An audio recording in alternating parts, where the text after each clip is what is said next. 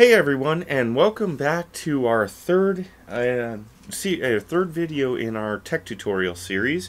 And in this one, we're going to go into a little bit of detail about what happens on an Arduino when you blink an LED.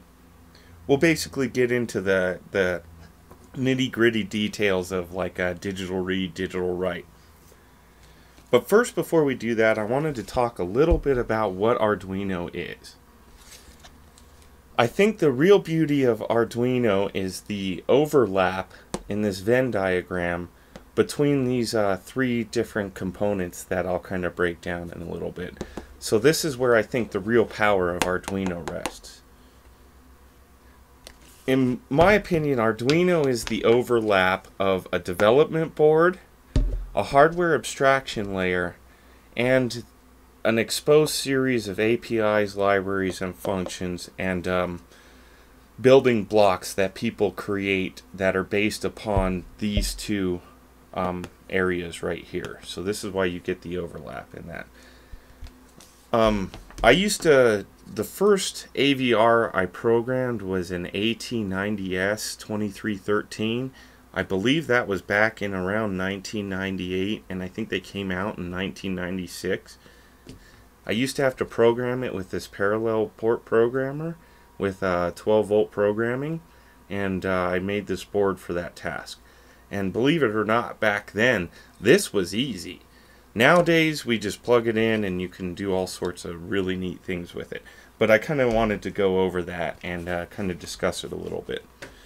So the power in Arduino is they developed a set of consistent development boards. Most of them were based around, early on, they were the Atmega 8 and the Atmega 168s. And nowadays, it's the 328P and the 2560 and also the 32U4, which I use a lot. But they put in a unified common reset circuit, and they also developed a series of bootloaders that made it easy to reprogram the development board using USB to serial converters. So that's the first portion that made it a step better than this. Then they, on top of this, created something that I like to call the hardware abstraction layer. And this is a bunch of code that you write that kind of doesn't really care. I mean, it cares what board this is, but it translates that into a higher level so that you can write stuff in ways that it doesn't really matter which type of board you have. So this is kind of like the translation layer. And this will be like the inner workings to some of these common functions that you use, like serial, dot receive or something like that, or setting up your pin mode, or even digital writing. One of these functions and macros that we'll dig into is _BV. And we'll go into more detail, but this basically returns a bit mask depending on what number you place into that. We'll get into more detail about that, but I just wanted to go over a quick little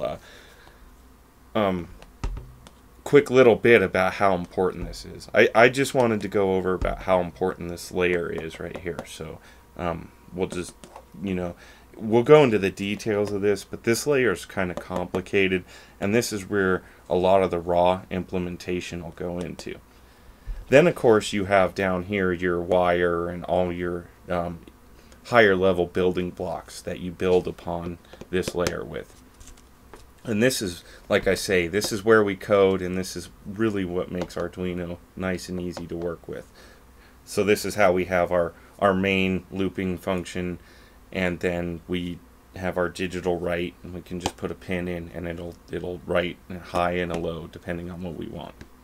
So with that said, let's go ahead and start getting into the details of how this is blinking like this.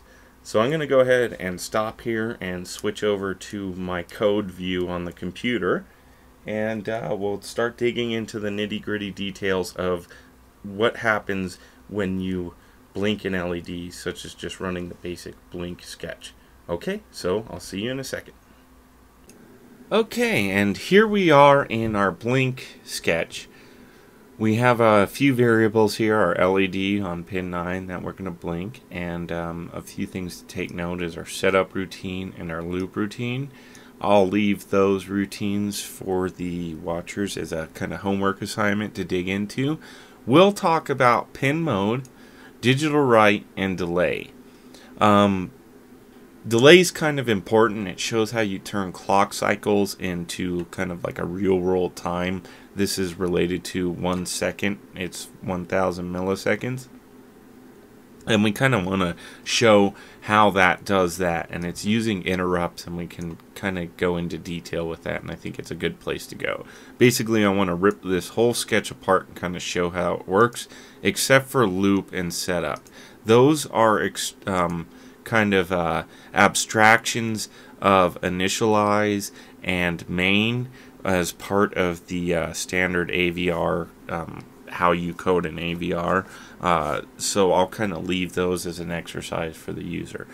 Let's go ahead and start by digging into pin mode.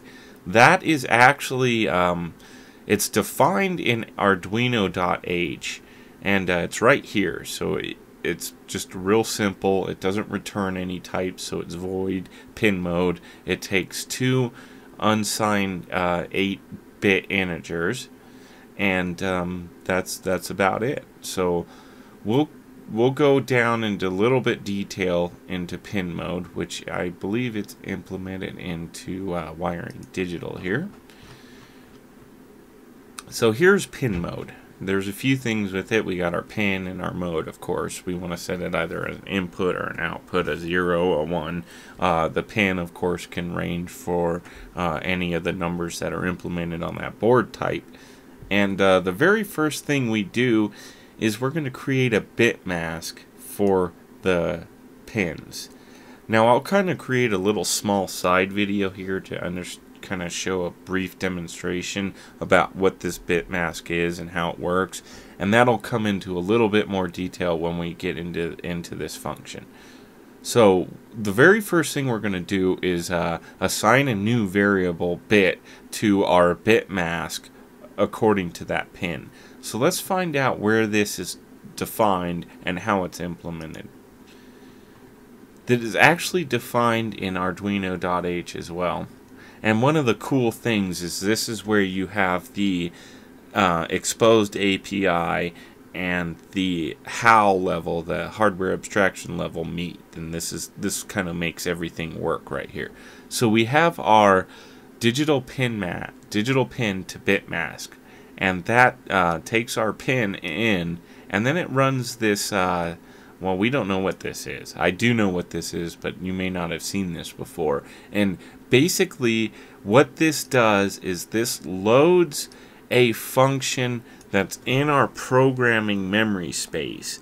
Instead of in the RAM, we're storing it in our program memory space so that we can save RAM for things that we actually need it for, like variables or doing real work. This is a fairly static function, as we'll see when we dig into it. So it's a real great candidate to store in the flash program memory.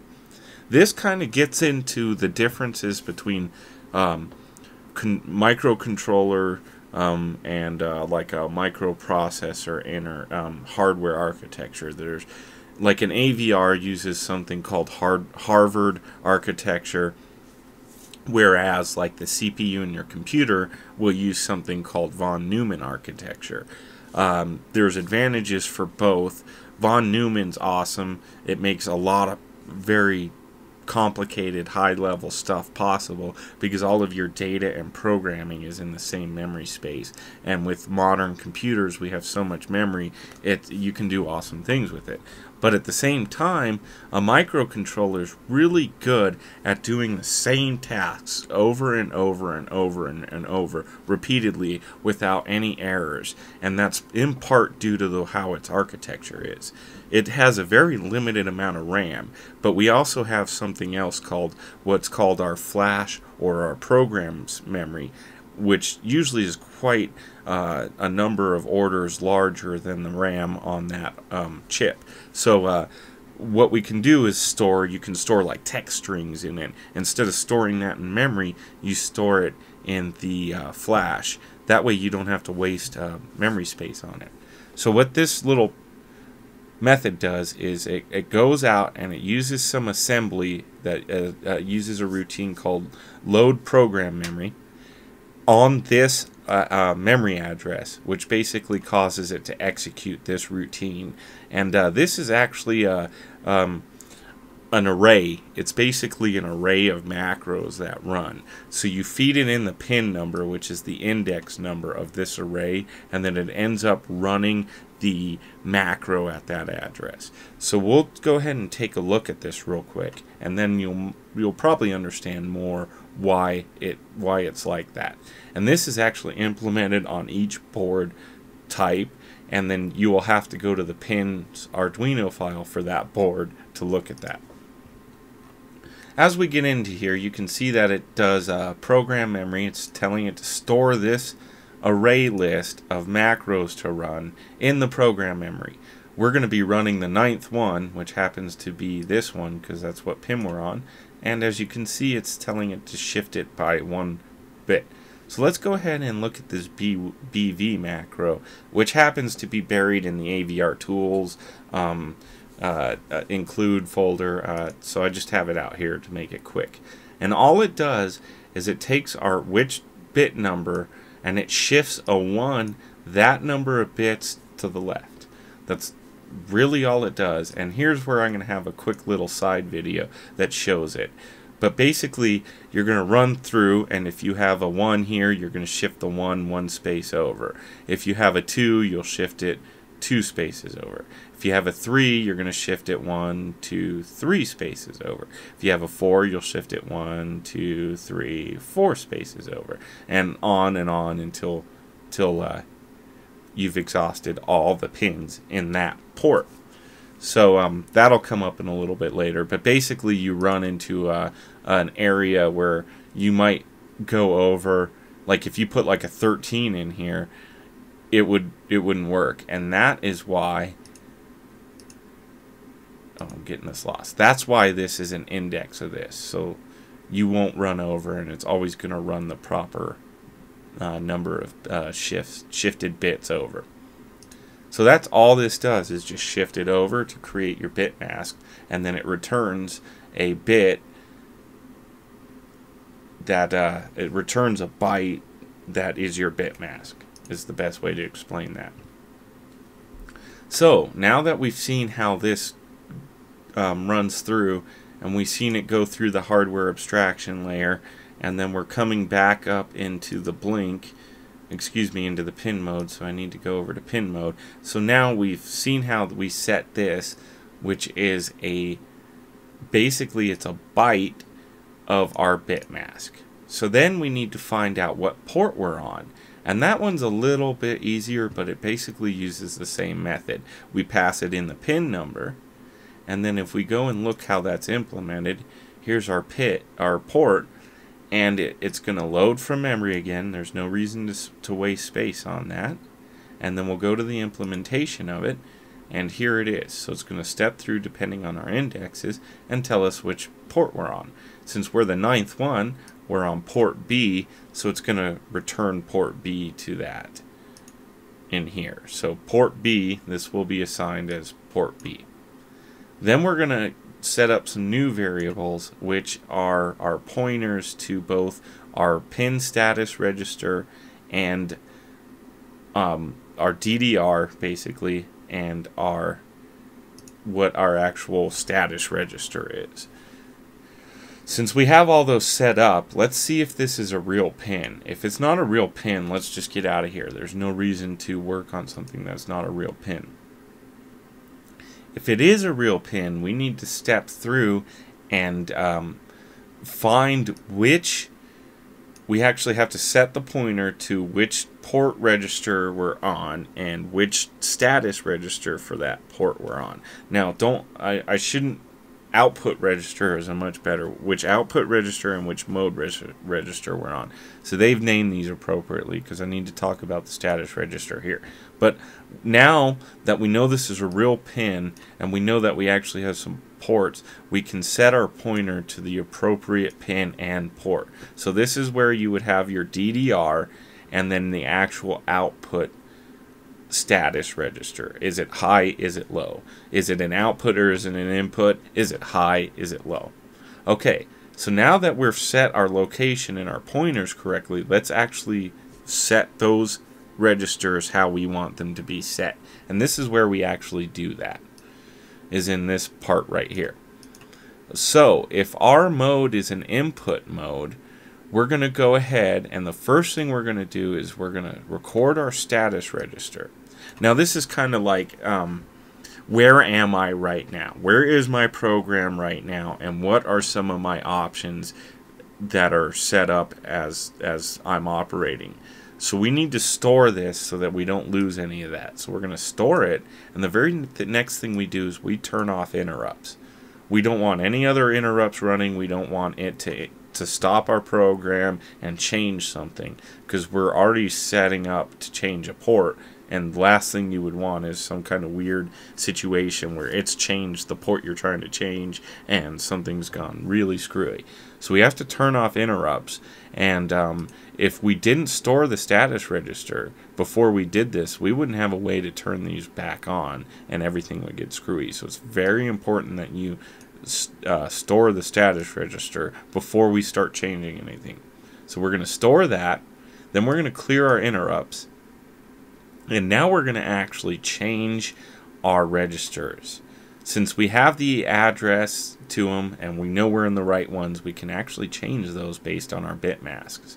And here's where the rubber meets the road. Here we're doing a logical AND on this, but we're using the inverse of the bit mask. So what this actually does is it's going to change only this pin but nothing else, and if it's set as an input, and if it's set as an input, that's key, that's kind of why I said that twice, it's going to not change anything, but if it's set as an output, it will change it. And that's the same thing with the port. If this is set as an output, it's going to change it because we're doing a logical AND against the inverse.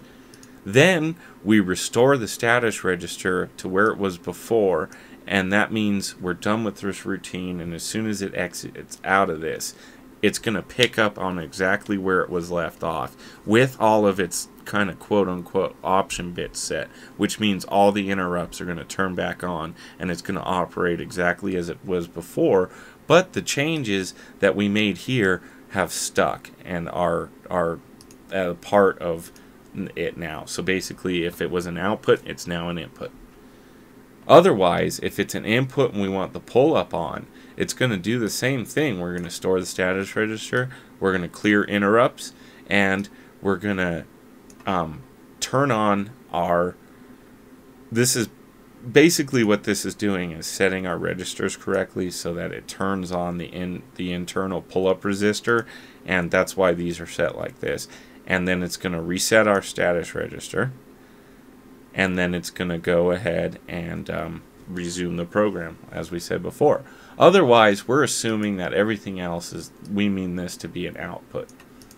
And so that means we're going to set our status register, we're going to clear interrupts, and then we're going to run our logical OR against our bit mask, which is going to change this to an output, and then that means it will have a strong 5 volts high or a strong VCC high, or it's going to have a strong ground low.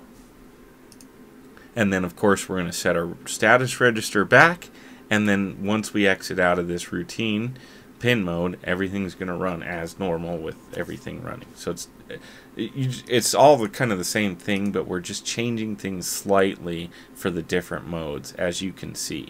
So this is an output, but we're setting it so that we want it to have the pull-up resistor high. If you notice, it's the same thing, but we're setting the output to have an internal pull-up high on this, and that's why it's like that. Whereas this one, we're setting everything as an input. We're turning the internal pull-up resistor off, and we're setting it as an input if it was an output. Now, if the internal input resistor was already off, and this is already set to an input, because we're doing a logical AND on the inverse, it's not going to change anything. So for people, new people to bit masking on all this, this can be very confusing. What's the tilde doing? Why do we have an ampersand equals? What's going on there? And that's just logical and on inverses, whereas this is a logical OR on the bit mask. So those are the difference in on the keys there. So I hope I explained that well. And now let's step back out and see what happens on our next oh yeah, we're out of pin mode, so let's go into blink here. I thought we still have more to go, sorry. So now we're into our actual looping routine. So every time all of these execute, it executes this. When that finishes, it executes this. When that finishes, it executes this. When that finishes, it executes this. It repeats. And that takes, it's not every clock cycle. Everything takes time, so this could be a number of clock cycles before it repeats again. Let's get into the digitalWrite now and start looking at what actually happens for that. You're going to notice a lot of similarities to pin mode, and that's because it is similar. So we'll scroll down here and we see digitalWrite. Now there's one difference here. We see that it's kind of the same. We have our value instead of input output. We have high low, but we have a timer here. And this is our first taste at interrupts, where we actually encounter an interrupt in such a way that we kind of have to account for it. Then we have the same things as we saw earlier. We find out what our bit mask is, on what port. Now we're saving, we don't need our DDR, we only need to know how we're setting the output of this pin. So that's the only reason why we need that. Is it a real pin? Of course. Here we go. If there's a timer on this, if we have a PWM timer, or we have another type of interrupt on it where it's interrupting every like millisecond or something like that, we need to turn that off because we now issued a new command to this pin. So if one of those is on there, I want you to turn it off. And that routine is really, really basic and simple. We just go through what type of timer it is, find out what type of timer is on there, and we just turn it off. And this is another homework exercise, and you can dig into all the timer parts and kind of learn a lot about the timers based on this right here.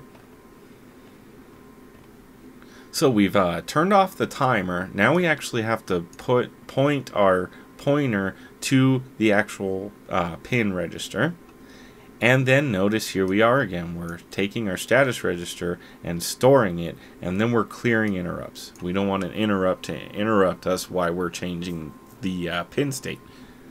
And then we get into here. If it's a low, well, do we want to stay low? Then let's try our, here's our logical AND against our inverse bit. Or do we want to stay high? Or do we want to change it to a high? Has it been changed? And then if it has changed, then we need to run the bit mask to it. So here's a little difference. If it's low, this is always going to set it to low. And else, if we want it high, no matter what its value is, it's going to remain high based on this. So that's why we run them in these ways. It's just like before. So it's real similar as you saw to the pin mode, except we're actually setting the pin on this stage. It's actually set now as an output. It's set as an output. Now we're setting it high or low. And as soon as we run this right here, it's going to set it. All the options are running, and it's going to step out of this method. And those ports are going to get, everything on that port is going to get adjusted to where it needed to be based on our settings. And in this case, we're only changing one pin, so we're only changing the one pin. You can see that digital read is very similar. We have our timer. And we're going to check if it's a real pin. We're going to turn our timer off on it. And then all we're basically doing is pointing to that register. We're going to read it, and we'll see what it is. If it's a high, then we'll return a high. If it's a low, we'll return a low. That'll tell us what the status of that pin is. So it's a real easy method compared to the write, and that's kind of why I went over the write. So I hope that explained the digital write and the setup well. So the next portion of this is to kind of actually look into timers and interrupts. And we'll do that by looking at the delay here. This is also defined in our Arduino.h, which is kind of your main definition header file. And you'll see our delay here, and it takes an unsigned long value. So let's dig into delay a little bit and kind of see what we uncover. It's implemented here in wiring.C. It's kind of important to understand that we have a prescaler on our timers and the length of a long and everything. Basically, if we didn't have these overflow variables, the counter that we had would overflow so fast we wouldn't be able to keep track of it. So what happens is every time that variable, that initial variable, overflows, we run an interrupt service routine on it, and we use that to increment some other variables that we use as our real counters. And the first part of this is some macros to make this easier to work with. And part of that is that we have a prescaler of 64, and we need it to tick over every 256 ticks. So the whole point of this is to make sure that our ISR is called at the right times so that we know that it's calling right. The other thing we have is, you know, how our milliseconds increment, how many milliseconds, 1,000, and that's basically all. These are really simple methods to keep track of it, all of that stuff. So these are macros to make it easier. The same with this. Because we're dealing with a weird odd number of milliseconds, it's not 1,000, it's actually 1024. We have a fractional error that occurs in this. So these are actually methods to try and keep the error to a minimum. If you were to look at older Arduino code, like from maybe 0.15 or you know, even up to, I think, I don't know, I can't remember, but older Arduino code, they didn't really account for this. So here we actually are counting error for that error, and it actually makes the millis and all that a little bit more accurate. The next thing we do is we check if we're using some of the smaller chips, and if we are, that timer is a different name, so we have to actually run that other one. Else we use the standard timer, and this is our actual ISR. Every time that overflows, this is going to run. So the kind of some of the very first things we do is we're going to keep track of our timer, the number of millis, and we're going to keep track of our fractional error of that, and we're going to run our little helper routines to make sure we clean everything up. And if our fractional error is over a certain amount, then we need to pull that out and then add 1 to it, which just basically eliminates the error. Else we won't really worry about it. So it's kind of like a ticking clock. As the error increases, it gets to a threshold and it removes all the error, and then it restarts again. So it's not perfect, but it does a decent enough job of it. So let's actually get into the implementation of delay and start looking at it. So we finally made it to delay. And so the very first thing we do is we take a unsigned 16-bit integer, that's our start, and we go ahead and we take the number of microseconds and store that. So here's micros, here's the routine, and as you can see, we have our microseconds. We are storing our status register and another variable. We're going to clear out interrupts because we don't want them to stop us, and we're going to set our overflow clock.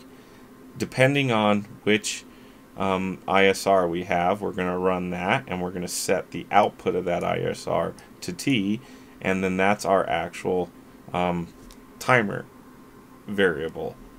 And then of course we'll reset our timers, and we're going to return the number of microseconds that have passed since then.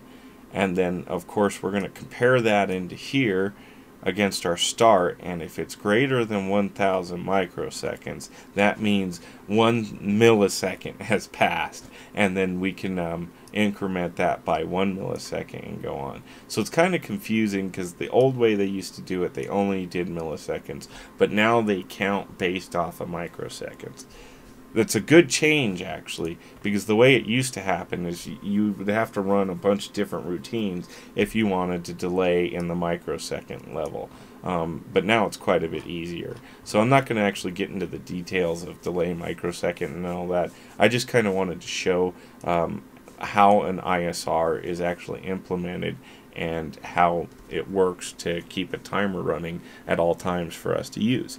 So if we go back over to our blink, you can see now how we get our 1 second delay between each blink. So we're going to go through and run get our bit mask, set the pin high, and then do that.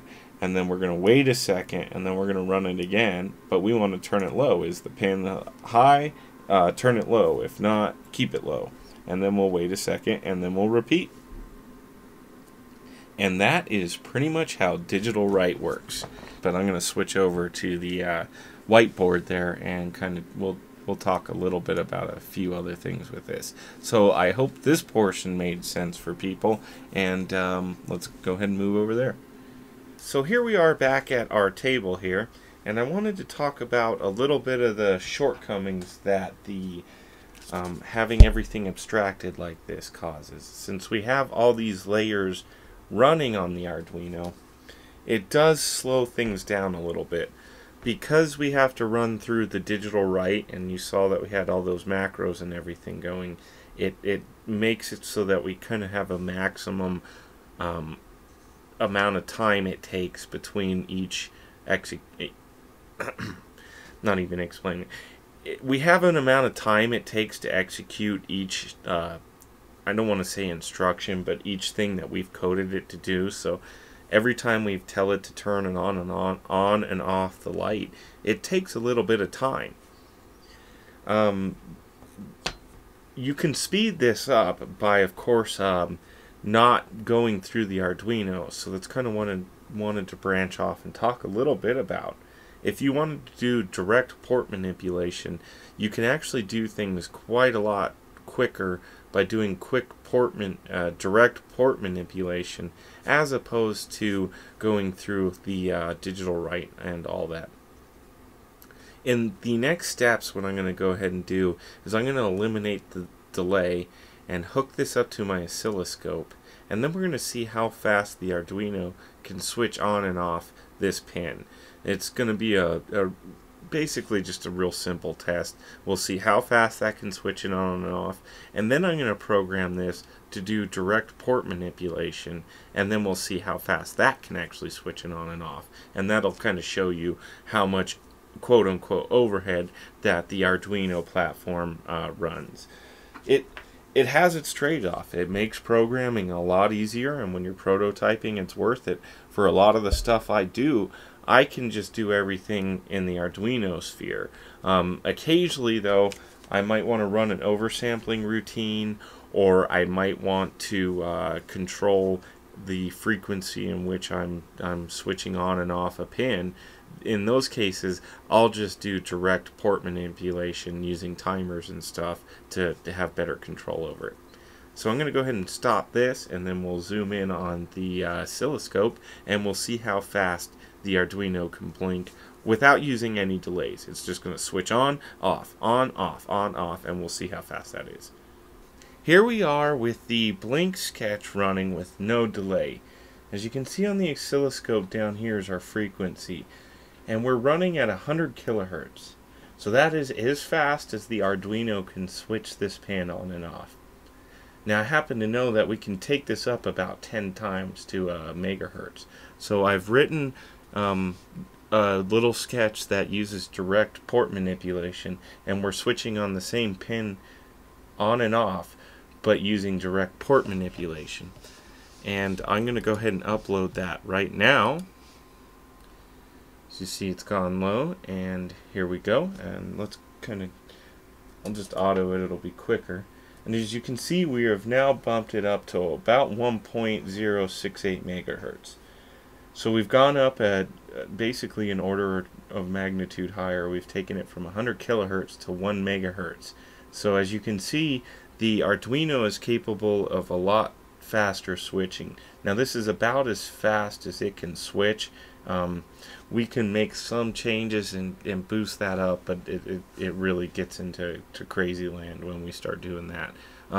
So basically we get 1 megahertz switching speed just by doing direct port manipulation.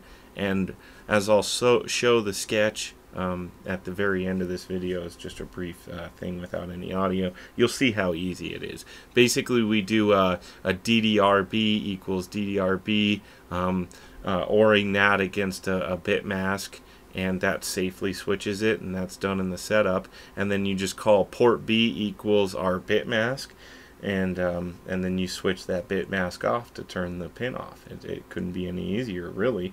But when you're new to this, you don't know about all that stuff, and when you try and do more complicated things, it makes it a lot more complicated. So that's why Arduino is quite a bit easier. The next thing I'm going to do is just a quick side thing for showing how the bit shifting works for the _BV, and after that we'll go ahead and close this video, and I think the next video we'll talk about analog read and analog write, and then we'll probably go into maybe another quick soldering video or something like that. So I hope everybody enjoys this, and give me a thumbs up and a like and a subscribe if you do, and thank you for your time. Bye. Okay, so I wanted to do a quick little recording to show what the _BV routine did for those that are unfamiliar with the bit shifting. So we had the array that stored basically our values in here, so we can call 0 to 7, which is basically our bits here. So we can pass in either 0 all the way to 7 for that, and what that does will output a bit number based on that. So it's going to shift this one the number of spaces to the left that we put in here. So let's start off by having a 0 in bit. So it'll be, we'll count here. So we have our 8, 7, 6, 5, 4, 3, 2, 1. That's all of our byte. That's our 8 bits in our byte. So here we're going to have a 0, 0, 0, 0, 0, 0, 0, 1, because we have a 1 in the 0 position. If we pass a 1 in, that's going to shift that 1 position over. So then we'll have B 0, 0, 0, 0, 0, 0, 1, 0. If we do a 2 in here, we'll have 0, 0, 0, 0, 0, 1, 0, 0. See, 2 zeros after it. The same thing, if we pass in a 3, we have B 0, 0, 0, 0, 1, 0, 0, 0. And that'll go all the way over till our 8th bit or our 7th space. So we can just go B 0, 0, 0, 0, well, actually that's a 1, 0, 0, 0, 0, 0, 0, 1, 0, 0, 0, 0, 0, 0, 1, 0, 0, 0, 0, 0, 0, and 1, 0, 0, 0, 0, 0, 0, 0. So this is how the array basically breaks down. So when that happens, when this runs, this is basically our output, and that is our bit mask.